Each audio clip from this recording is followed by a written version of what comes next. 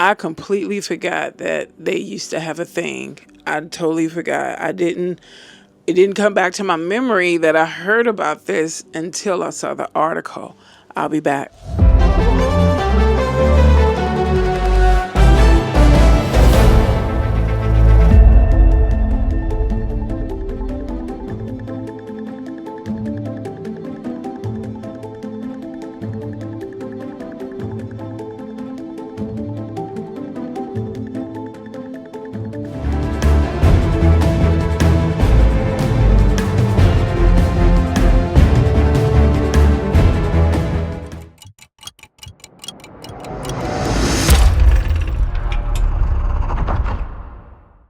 Hey everyone, thank you for coming back. Let's jump into this. Yeah, I remember, I believe I heard about this years ago, and I just found the article coming back. It brought it back to my memory that I heard about Dallas Austin and Kim Porter having a relationship in the past, and I thought I was trying to find some more information to expound a little bit more on it, but it was very limited. It was just the article that came out in 2018 after she passed, and he was just expressing what they shared together. I thought it was heartfelt. And then I think about her coming from a small town and coming to the big city. And I believe she really did have a sweetheart. She just got turned out, in a bad way. And then it worked against her. And then I read some of these comments. People can be so cruel in these comments. It's like the woman is not alive. You still don't have compassion for her. I mean, she's unworthy of compassion. It's like, my God. And I have to remember that I'm a content creator, and I can't just be, talking the way I talk on social media. I can't talk that way. So I have, God, I just have to just either I'm gonna block them because it irritates me like that, or I just go on, slide on by, and just ignore it. But yeah, it's terrible how these people talk about this woman. I wanted to show you guys something before we get into this article. It's something else I found on her. I'm going to share it, and then I'm going to come back to the article. Yeah. I'm going to say congratulations to you. Oh, thank you. Thank you. I'm so proud. I'm like the proud mother. Yes. Do you see my smile? Jeez. Yeah. I'm more than proud because Quincy, he's been working very hard, and he's been so focused, and, it's paying off for him. So, again, I'm just proud. Yeah. Oh, my God. Well, his father is, I'll be sure, he was smooth.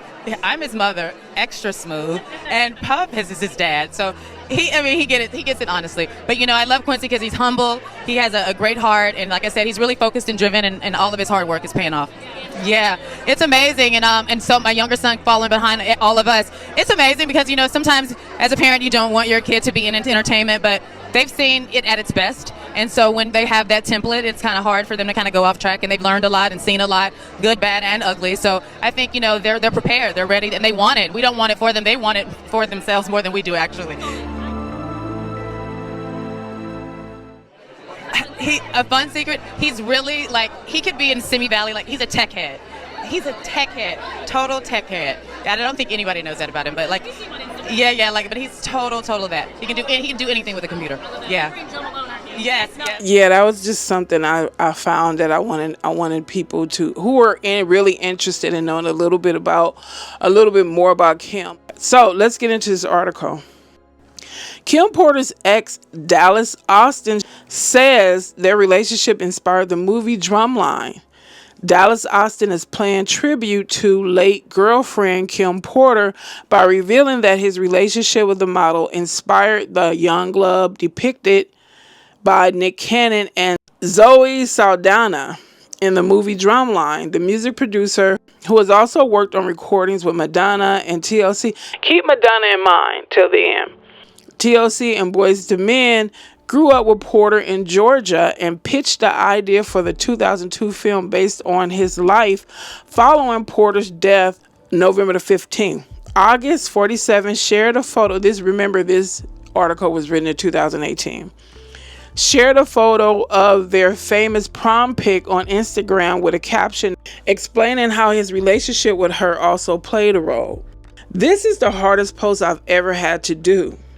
My mom and Kim's mom was pregnant with us at the same time in Columbus. I've never known a life without Kim Porter, from kindergarten through all of our lifelong experiences in high school, having matching BMWs, or her being the biggest believer in me making it as a producer and us getting out of Columbus to be somebody, and we made it, he wrote. Yeah, did you guys hear that? The ones who was calling her gold digger. Kim Porter and Austin had matching BMWs.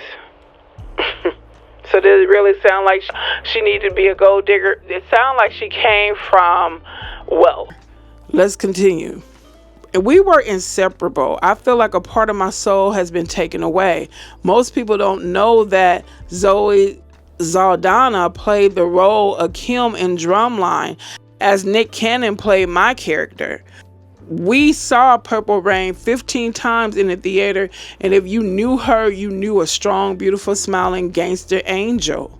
He continued, I know God is perfect, but sometimes even perfect can make a mistake. Yeah, I don't know what he meant by that one. But I'm going to continue. I send prayers out to the kids and our family and my brother at DIDDY. This is a hard one, but we will get through it. Love you. At Lady KP. Okay, I wonder if he still feel that way about Diddy. He called Diddy his brother. Let's go on. In Drumline, Cannon plays a young New York drummer named Devin Miles, who sets out to attend the fictitious Atlanta A&T University, a school that takes great pride in their band. While there, he meets and falls in love with an underclassman dancer played Saldana. Austin said he approached Fox Studios with the idea about making a movie based on his experience in high school marching band. They were like, what's so interesting about it? Austin said in an interview with MTV News in 2002, so I filmed one of the competitions at the Georgia Dome and brought it back and was like, see, they play top 40 in hip hop. They were like, wow, they've never seen it before. So I incorporated the story of my life about a kid in a band who couldn't read music but could play real good. They were like, can we make it in college? I'm like, it's bigger in college. Are you kidding me? Then the article goes on to discuss Porter's death. Austin, who shares 21-year-old son, Tron, with TLC Rosanda Chili Thomas, attended Porter's funeral held in Columbus on Saturday. And they just talk about, Porter's ex-boyfriend and father of her children. Diddy organized the arrangements. Okay, I do not even want to go on. And then it talks about what Diddy wrote on Twitter. Today we laid to rest our angel, he wrote on Twitter. Her spirit lives on with us forever. We thank you all for your prayers and support. You have no idea how much it means to us. We thank God for all of you. In a statement released to the Associated Press on Friday, Kim Porter's family remembered her as a loving mother and devoted friend.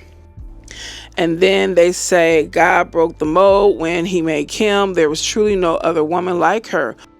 I don't know who's saying this because they didn't write. I don't know if it's her parents, her family, friend. Although her time here on earth was far too short, she lived a life full of purpose and meaning. She was a loving mother and devoted friend, epitome of kindness and grace. There wasn't a person she met whose soul she did not touch. Kim was the type of woman who changed lives for the better. And then it goes on to talk about how she was found in her home on November 15th. And it says, check this out. It says the cause of death remain unknown. And then it says, it goes on to say how she was found in her home unalive on November the 15th. And then it says officers were alerted after a woman was found unresponsive in Toluca Lake, California. Check this out. It's interesting how they say the initial 911 call was reported. According to an emergency dispatch call posted by TMZ, the call came in as a cardiac arrest. While it's still not clear what caused Porter's death, a source told the outlet she had been suffering from pneumonia for weeks. I never heard that the initial call was someone saying, well, cardiac arrest. I never heard that. Also, check this out. Check out what Sean Combs claims Kim said to him before she died. 3 days before she passed, she wasn't feeling well. This is what Sean Combs said. She had the flu. And this is being reported from NBC News. I guess it was I believe it was 2018. She had the flu and she sent the kids over to my house so they wouldn't get sick. The Grammy-winning rapper and producer said. One night I was checking on her. She was like, Puffy, take care of my babies. She actually said that to me before she died. Now I'm sitting up here, when I read that, I read it like 2 times. And I was like, Sean, that sounds like some kind of movie line script. If that book is true, which they have been confirming that it is, she did not say that to you, brother. She called you and asked you what you do to her, and then she called you a bastard. And she was like, why would you do this to me, the mother of your children? My God, you better repent before you leave this earth, dude, because it's not going to be good for you. And also, I wanted to talk a little bit about what she did, in her career. She, of course, she was a model. She was a debutante. Did you guys know that? She graduated in 88, Columbus High School, and then she appeared in films and TV such as The Brothers, 2001, Wicked Games, 2002, 2006, and 2007. She played in The System Within in 2006, Single Ladies, 2011, Mama, I Want to Sing, 2012, and she appeared in a number of music videos. She worked as a receptionist. Of course, you guys know that. She worked at Uptown. And she also was one of the founders of the Three Brown Girls. It was called the Three Brown Girls, a lifestyle planning company in Atlanta, alongside with her college friends, Nicole Cook Johnson and Ebony Eltra. Porter and the company helped start singer Janelle Monáe's career in the music industry after inviting her to an open mic night and introducing her to industry contacts. Monáe said that she was forever indebted to Porter for believing in her. So, the woman has some things going on for her, within her life outside of being the mother to Diddy's kids or Diddy's ex. So, it's like, instead of coming in these comments, I'm going to bring it up again. I just read some comments today that was just very disturbing, how crude and cold someone wrote about her.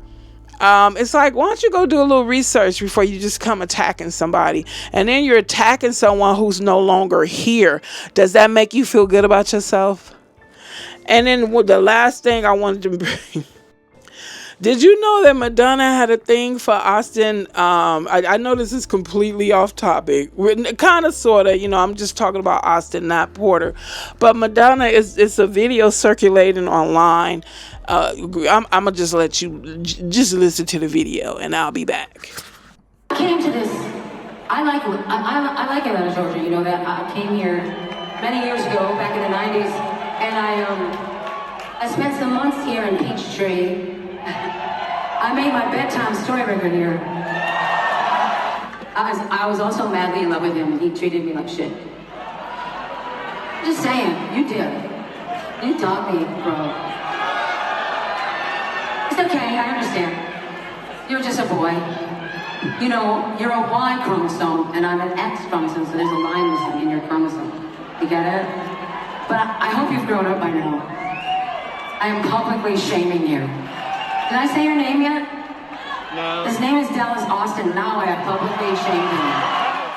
Yeah, the whole thing is wild. And Madonna was the trip. She got down with black men too. But it's wild what she just said about being in love with Austin. But check out this part.